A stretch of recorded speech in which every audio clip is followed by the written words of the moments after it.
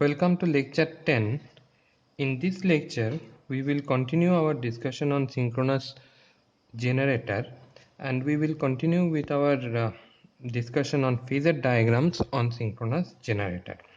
Let's quickly look at what we have discussed in our last class. In our last class, we discussed that in a synchronous machine, uh, the EMF is induced in a direction perpendicular to the field. Let's look at this diagram, it will be more clear. We said that if my field is in this direction, my induced EMF will be in this direction. Now, to quickly see this structure, we have assumed that the rotor is the field and the armature is the stator. Then we have given some excitation to the rotor which produced a flux in this direction, and accordingly when the flux is maximum in this direction, the induced EMF is maximum in this direction. So we say that the induced EMF and voltage are related like this. Then we said that instead of giving a single, if there is only one coil, then there will be a wave like this. There will be the voltage induced in this coil will be a sinusoid like this. If there are three such coils, one here and another here, then we will have three phase voltages like this. Then we said that a three phase machine is exactly same as a single phase machine. That's why we will analyze a machine as a single phase and then multiply it by 3 to get the effect of a three phase system. We will assume it to be a balanced system. Now then we said that let's try to, then we drawn an equivalent circuit of this. What we did, the rotor circuit, this is the rotor circuit. There it is excited with a DC current and a current DC voltage, and a current flows in this which produces a flux. So this circuit, this part of the circuit is the rotor part. This circuit is for the rotor part and this circuit is for the stator part. Now the stator, in the stator a AC voltage is induced. That's why we have a AC source which is represented as EF. EF is the induced voltage in this conductors. There are many such conductors like this. So the induced voltage in this conductor is EF. Since it is made in a fashion, since it's made as a coil, it will have a resistance and an inductance. And now if we connect a load to this, then what will happen? Some current will flow in the circuit. So this is the equivalent circuit for the stator part, which is a voltage source in series with a resistance and a reactance. It is same as a DC machine. In DC machine we have a E, and after that there is a R. Here there is a E and L and R. L is present because it's an AC source.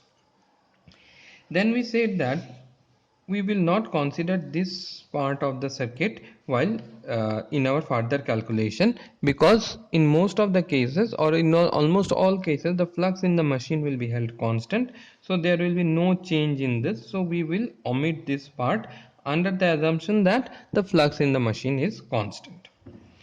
Then for this circuit we try to draw a phasor diagram. Now if you look at this circuit, this is my induced EMF, and then there is a inductor, there is a resistance, and there is a load through which some current is flowing. Then we have drawn this phasor diagram.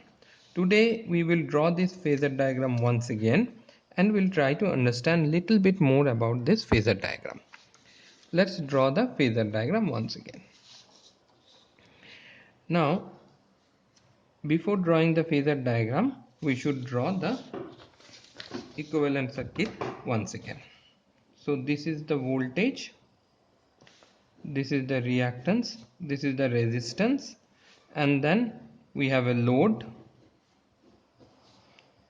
The voltage across the load we call it as Vt. The current through the load we call it as I. Let's say it I. And the voltage that is generated inside the machine is known as EF. Let's take V as reference. We have taken V as reference here. Then let's assume that I is lagging the voltage. So this is my I, this is my terminal voltage V, and this is I. These two should be given.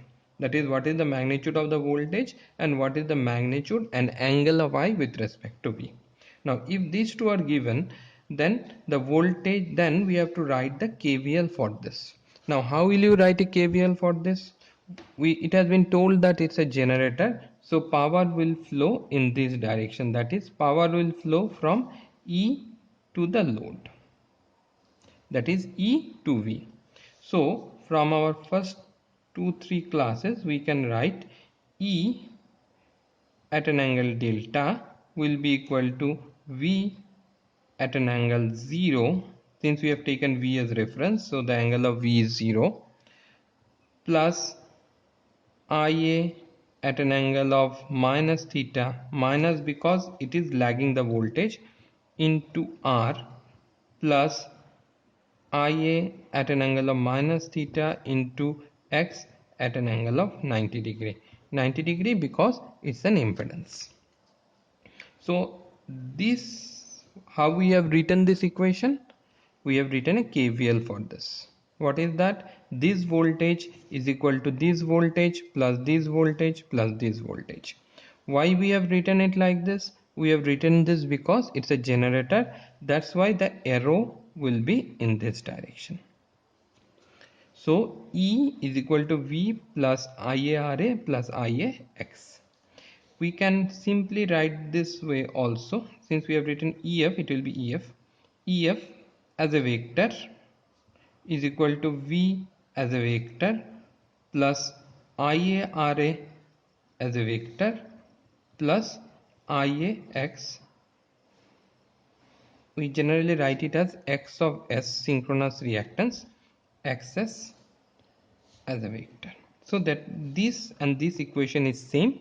Here we have represent them as a vector. And here we have explicitly mentioned the angles.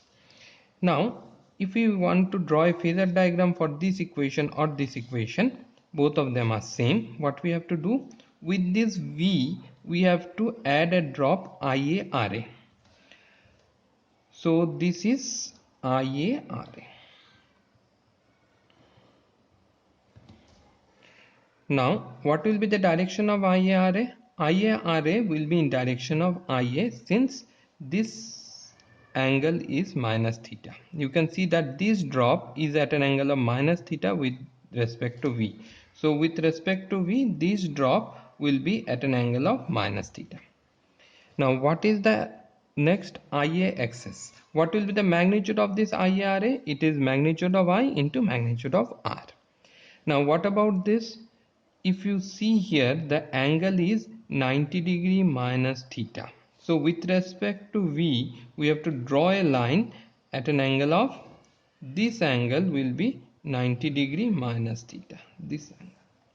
And the magnitude here will be IaXs. Now if we join this line,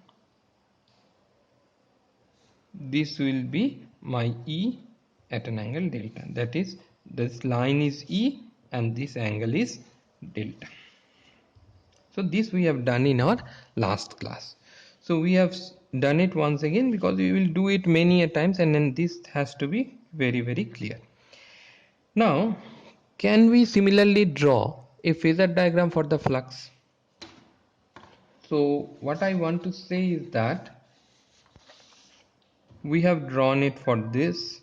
Can we draw it for this? That is, this is induced EMF. We have this equivalent circuit, and there we have drawn a phasor diagram. Can we do a similar thing for this? That is this flux. How to do that? Now we need to understand one thing: how flux is produced in this machine, or what are the different fluxes that are produced in this machine. Let's first discuss how flux is produced. Flux is produced when current flows through a conductor. So in this machine, current is flowing through the rotor conductors, so it is producing a flux, field flux phi f. This is one component. There is another component of flux that is produced by the stator conductor. In stator, voltage is induced. We can understand that when the rotor rotates, a flux linkage with the stator conductor changes and some voltage is induced. Now, if you close this path with a load, that is, if you connect a load resistance to the stator conductor, some current will flow. So, current is also flowing in the stator conductors. So, stator conductors will also produce a flux. Let me repeat this. The current is flowing in the rotor. How current is flowing in the rotor? We have given a DC excitation to the rotor, that is, we have connected DC supply to the rotor. So this is a coil, so through the coil current is flowing. For this current, some flux is produced in the rotor. So this is one flux. There is another flux that is produced, that is by the stator. This flux that is produced by the rotor is known as field flux, and that's why we have used a suffix F. F represent field. There is another flux that is produced by the stator conductor. Why stator will produce a flux? The stator will produce a flux because stator is a coil and current is flowing through that coil. Why current is flowing through the stator coil? Because you have connected a load to the stator and voltage is getting induced in the stator. So current will flow through the stator.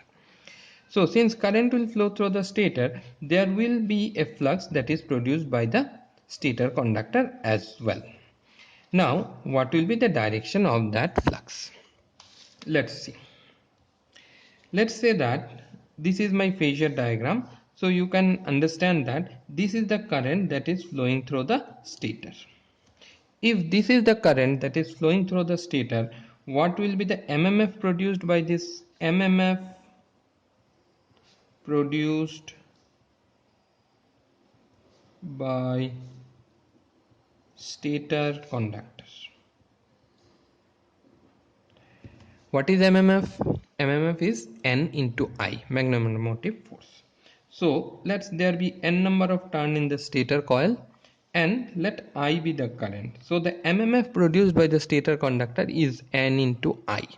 What is the direction of that MMF? The stator MMF, the MMF produced by the stator conductor will be in this direction, and we generally call it as FA. Here A stands for armature. We don't call it Fs because this S will get confused with something else. We'll get with this suffix S is confusing. So we use Fa. A stands for the armature. One is a field, another is a armature. We don't refer it here rotor and stator. We call it as a field and the armature. The rotor flux we write it as F, S of F. F is for field, and here the stator we call it as armature. One is a armature, another is a field. So there are two flux or two MMF, one by the rotor conductor, another by the stator conductor.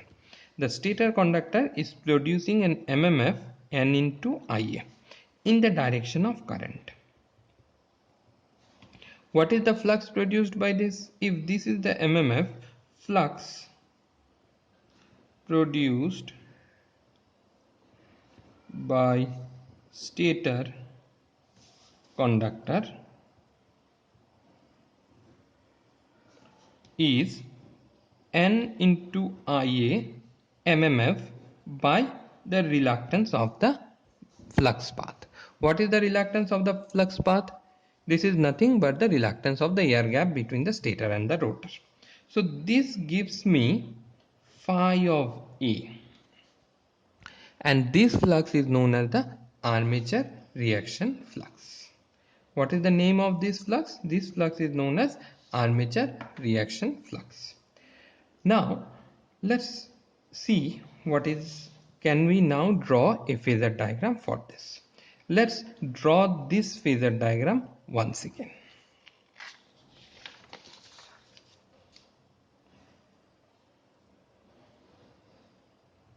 This is my voltage, this is my current, This is my drop due to resistance. This is the drop due to the reactance or the synchronous reactance. If we add these three, we get E. This is the induced EMF. Now we know that my field flux, that is this one, is leading this induced EMF by 90 degree. This is always true. The flux and EMF are the flux is leading the induced EMF by 90 degree. This is always true for a sinusoidal variation. So if this is my EF, that is induced EMF, what will be the direction of field flux? This will be the direction of field flux.